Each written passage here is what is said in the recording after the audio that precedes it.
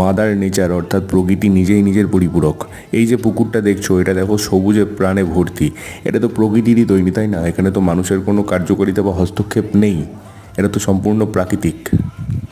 তো তোমরাও যদি চাও পুরো প্রকৃতিটাকে তোমার অ্যাকোরিয়ামের মধ্যে ধরবে, তার জন্য যা যা কন্ডিশন দরকার সেই কন্ডিশনগুলো তোমাকে তৈরি করতে হবে, যার মধ্যে কোনো রকম ফিল্ট্রেশন প্রয়োজন নেই, কোনো রকম CO2 প্রয়োজন পড়বে না, কোনো রকম ফার্টিলাইজার প্রয়োজন পড়বে না, কিচ্ছুর প্রয়োজন পড়বে না, জল চেঞ্জ করারও প্রয়োজন পড়বে না। কিন্তু তার জন্য তোমাকে সেই প্রাকৃতিক জিনিসটা, নেচারটাকে তোমার ট্যাঙ্কের মধ্যে তৈরি করতে হবে আগে। এমন কিছু কঠিন বিষয় নয়, খুব ছোট ছোট কিছু জিনিস মাথায় রাখলেই এই ধরনের একটা প্ল্যান্টেড অ্যাকোরিয়াম তৈরি করা যায়, যার কোনো খাটনি নেই পরিষ্কার কথায়। তো আমি একটা ডিটেলড ভিডিও এই জন্য বানিয়েছি, আমি নিচে লিঙ্কটা দিয়ে দিচ্ছি, ঝটপট গিয়ে দেখে এসো তোমরা। আর এই ধরনের আরও ভিডিও পেতে আমার সাথে থেকো।